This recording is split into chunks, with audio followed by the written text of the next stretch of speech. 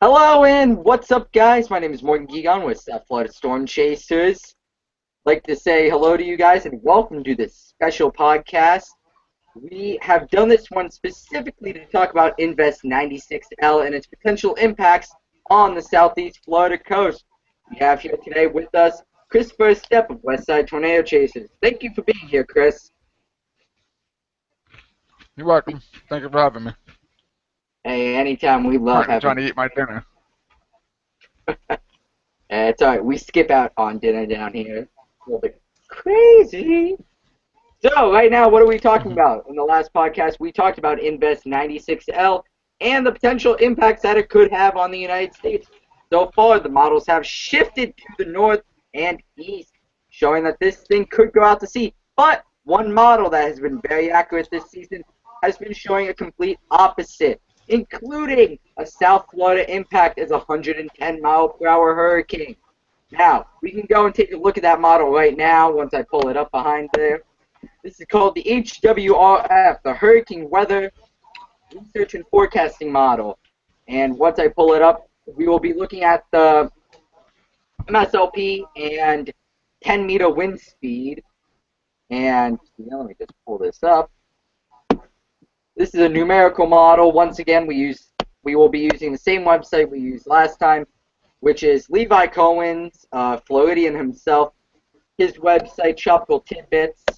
And I will once again probably end up putting the link above my head. So here we go, at 126 hours, if this is what it's showing you. Yes, it is. As you can see, we have a 958 millibar hurricane bearing down on South Florida. Now, as you can see up here, it does have max winds of 94.5 knots, or roughly 106.7 miles per hour, and a center low pressure of 958.4 millibars. This is a very strong storm. This is a high-end Category 2 on the Saffir-Simpson scale. Now, if this verifies, which I am not saying it will, but the HWRF does have a very good reputation so far this season, areas in Miami, in Fort Lauderdale, and the Upper Keys need to keep a close eye on this system, as this could be the first major hurricane to impact Florida in 12 years, I believe. Please correct me if I am wrong.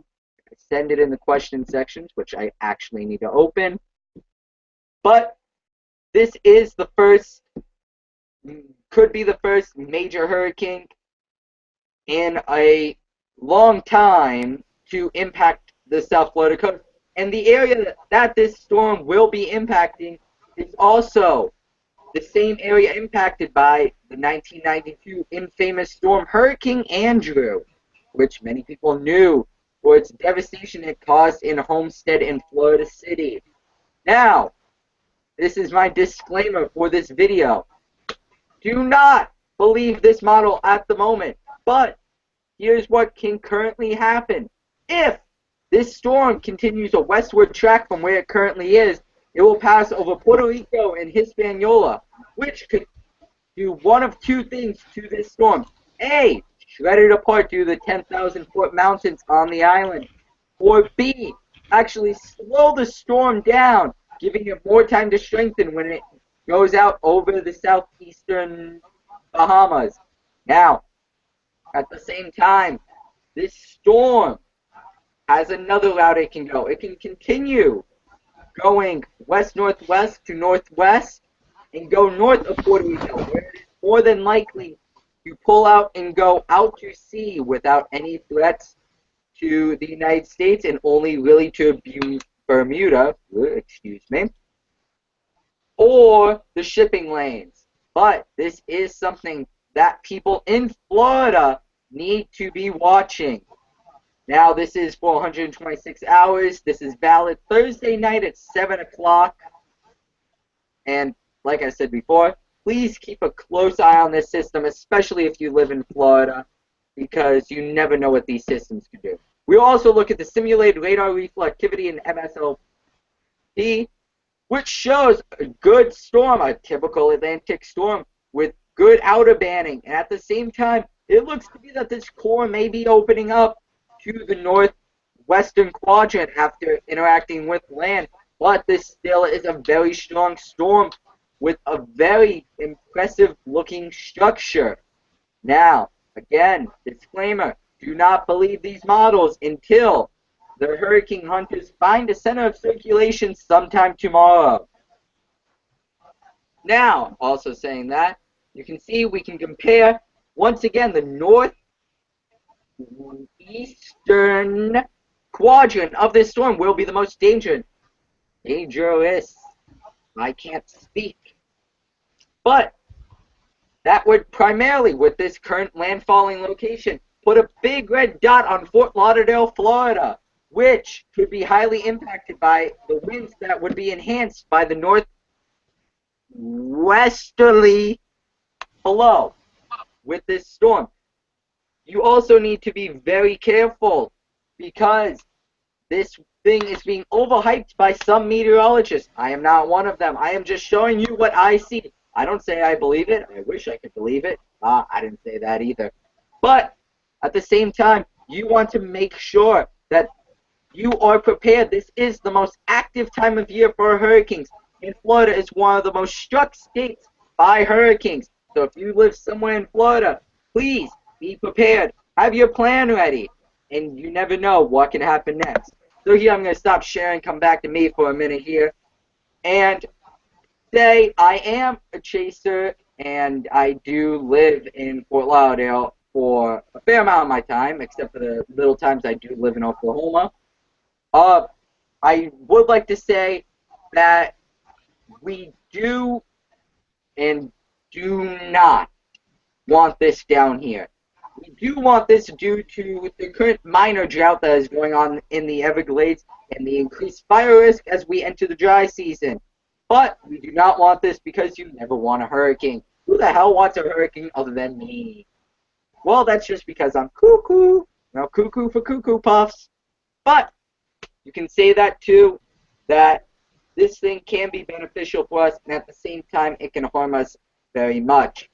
Now, the next part of this podcast, this very special podcast, as I move my phone over to try to see what time it is, and also get a better view of what is on my phone. I would like to say, it smiled. Smiled back at me. That's what I love. Phones, they just smile back at you. Laughing. Nobody can hear her in the background. Ha-ha! But, at the same time, we will talk about a chase gone wrong. What happened today, Chris? Yeah, it's exactly my question. I get there about 5 o'clock. You know, okay, I see some clouds going on. It's okay, some wind, and then here comes the rain. I mean, there was lots and lots of rain, which is what we anticipated. But it seemed like the rain stabilized the atmosphere, and plus there was a lot of heat, and then we just had this big old cold front that rolled through. After that, it all just died after that. Well, you can say that certainly the storms did die that were trying to form ahead of this cold front. But at the same time, behind this cold front, we have had a new batch of storms form. These are mostly non-severe, but extremely heavy rain lies within them. Now, what's your opinion on chasing these storms with extremely heavy rain within them? Do you appreciate chasing them, or what's your opinion on these? No, I don't appreciate chasing them. I wish the simple the water would be a lot lower. I don't like chasing rainy storms. But no, you never know what comes with storms you chase. So it happens. That is very true, and the atmosphere was primed for storms today, but the models do not handle early morning convection very well, and we saw that today. We could not predicted that this early morning convection would have disrupted the storms as much as they did. Now, what's your opinion on that? And we also heard that you got some great footage from today using one of the new cameras that your backers helped you get. What's your opinion on that right now? Well, you know, I didn't. The footage isn't all.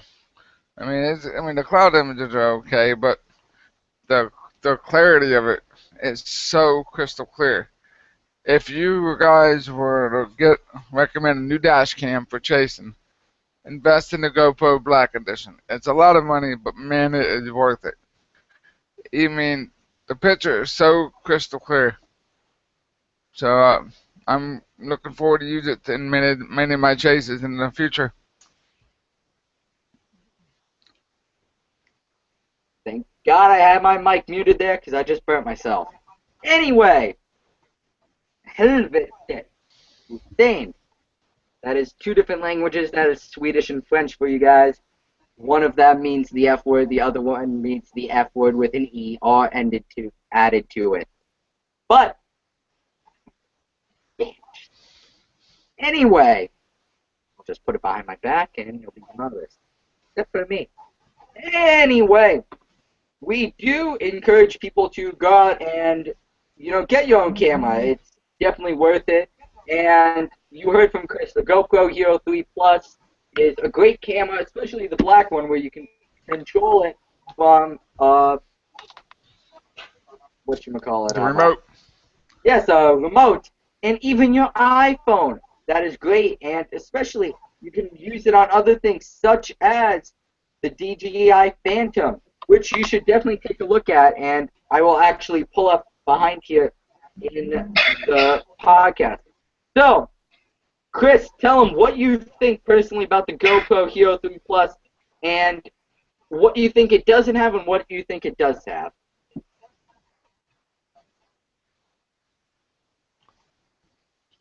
What do you mean there? So what are you asking me? Okay, I'm gonna say that the GoPro Plus, compared to all the other camcorders I love the fact that it had the good remote capability. Because a lot of the chases I seem to be, I go on my own, and that helps a lot. Just I'm able to push a button and it starts recording. The pictures is very clear. What I don't like about it is the fact that, I want to stick it on my windshield instead of having to rig it on my dash. So, but then the video will be upside down, which you can flip it in editing. But other than that, I can't argue about the GoPro. I mean, it is an excellent tool. I mean, I've seen these chasers come out with these huge cameras. I mean, they're so huge recording storms when all you need is that little dinky camera, and that can do a whole lot. So my advice is to all the chasers out there, get a GoPro.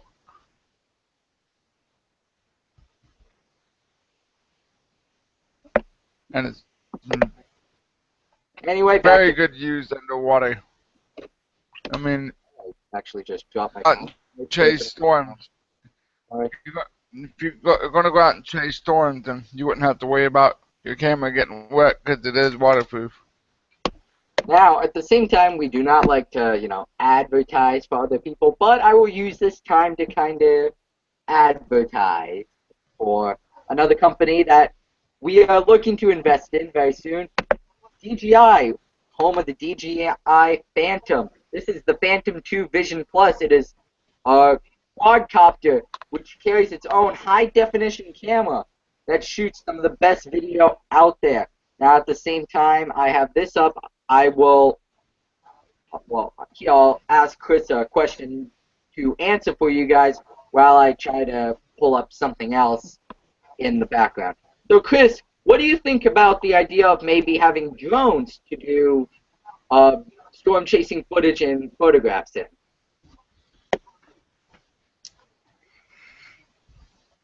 I wouldn't be good at that. You got to really know how to fly those things. I mean, I like the stability on the dash, right on the van. I mean, whatever your chase vehicle is, it's stationary. When you're flying a drone, you know, what if you get a NATO or something? It gets caught right into the tornado and all that, or the propellers get damaged by wind. There's so many negativities towards that. With something stationary, you can just, you put it inside your vehicle, and you can record with your windshield, and nothing gets ruined. I couldn't fly a drone. I'll tell you that much. You got to be good at that. So if you're going to buy one of those, you need to know what you're doing. Because I sure can't. I couldn't fly a drone. I don't think a lot of people out there could. You got to be really good with that.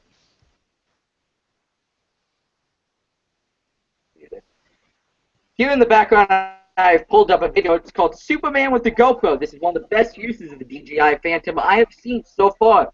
So here, just a quick peek at the potential capabilities of the DJI Phantom and its potential uses.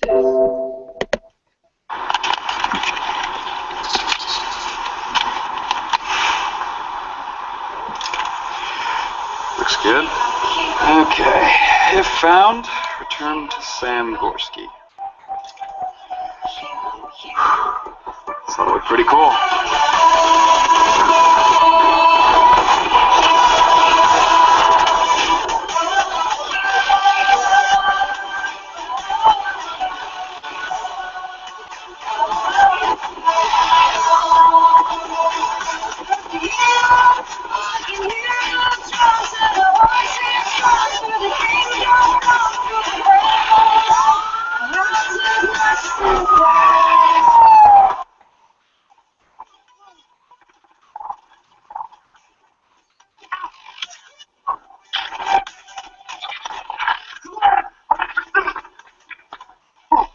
Super bad.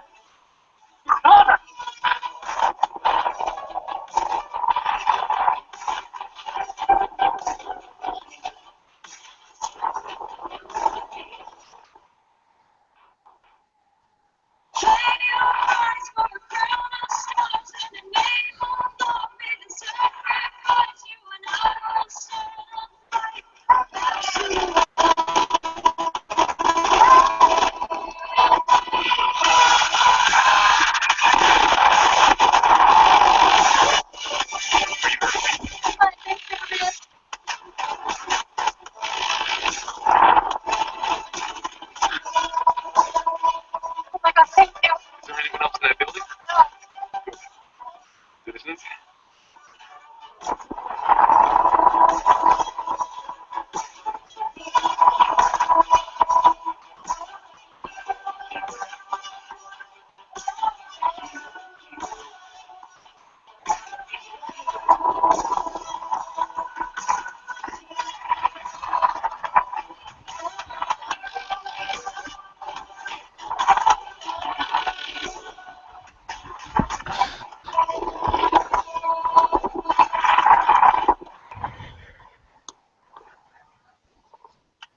This belongs to you?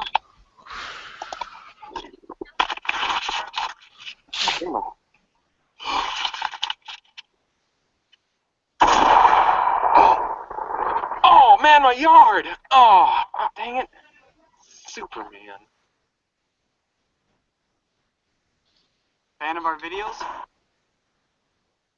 Now, that video is definitely one of the best to show you the use of a DJI Phantom. And you can only imagine how that can be put to use in storm chasing, especially in urban areas such as Columbus and Dayton, where you chase, Chris. So what do you think about that? If somebody were to fully teach you how to use this system, do you think you could put it to use in your storm chasing photography and filmography? From where I watched that video, I see that it covers a more wider view. If I, yeah, if I learned how to fly it, I would give it a shot. But I don't have. I wonder how much those things are. Those things got to be well over 2,000. Actually, the cheapest one is only about $800. And Oh, the newest, the DJI Phantom 2 Vision Plus, which comes with its very own camera that can do so many amazing things, only runs about $1,400. So these systems are some of the cheapest out there for your need in photography and filmography.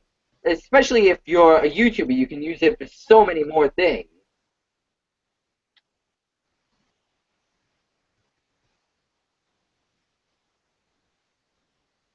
well, $800 is quite a bit of money still. So, uh, maybe down the future.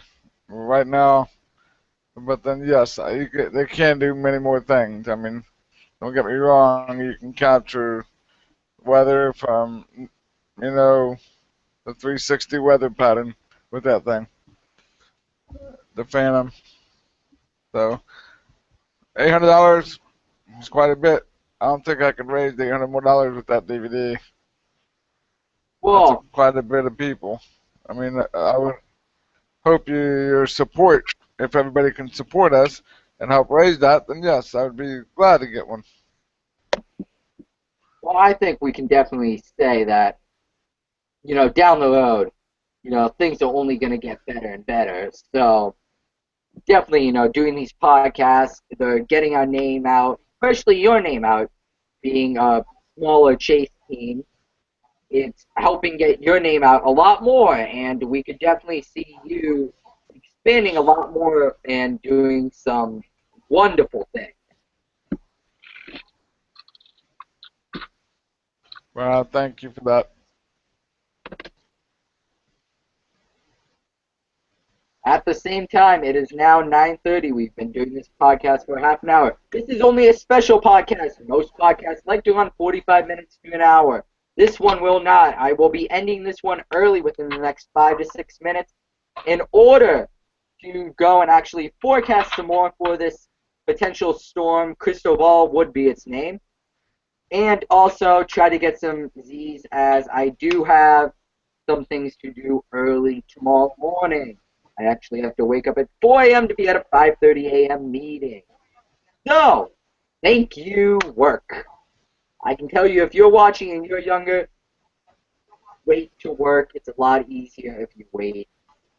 But I do get coffee later in the day with a friend, so that at least makes me look forward to something. And it is $2 Einstein coffee, so unless that friend wants $5 Starbucks coffee. I don't know how picky that person may be. But Let's go to Starbucks. what, spend $15 for two things of coffee. Now thinking about it, God, we have put so Mm. many companies out there in this video. What if we put out there GoPro, DJI, Tropical Tidbits, Starbucks, Einstein's Bagels? My goodness. I better see these checks coming in soon. It's like, here, thanks for advertising us. They could pay me in singles. I'd like Why that. don't you get a Phantom? Couple of reasons. A, we did get one, and we crashed it. Okay. $800. We couldn't find it in the Everglades, and we weren't gonna go looking because it's the Everglades. It scared the living crap out of me. I can tell you that. I've lived in this state for long enough. Those gators get too damn big. Anyway, saying that, like, I'm gonna say that's my final rant of this podcast. I'd like to say to everybody living across everybody living in Florida and along the eastern coast, please keep an eye on Invest 96L and keep your eye to the National Hurricane Center as they will have up-to-date information on this system and what happens with it. Now, if things do change and we do look to have a potential landfalling situation somewhere along the eastern seaboard or even at home here in Florida, we will keep you updated with another special podcast. And that's getting late at night. I can't speak. We will have you updated with a special podcast if it does look to have a landfalling situation in view. If not, if this thing is going to go out to sea, we will have our normal podcast next Wednesday. Now, saying that, thank you for joining us tonight. We look forward to seeing you again. My name is Morgan Guigon of South Florida Storm Chasers. Big thank you to Christopher Estep of Westside Storm Chasers, Tornado Chasers, excuse me, for joining us tonight for this special podcast, which I started at very late notice. So thank you for being here. Thank you, Rip. Saying that, thank you, and have a good night, and we will keep you updated. Thank you.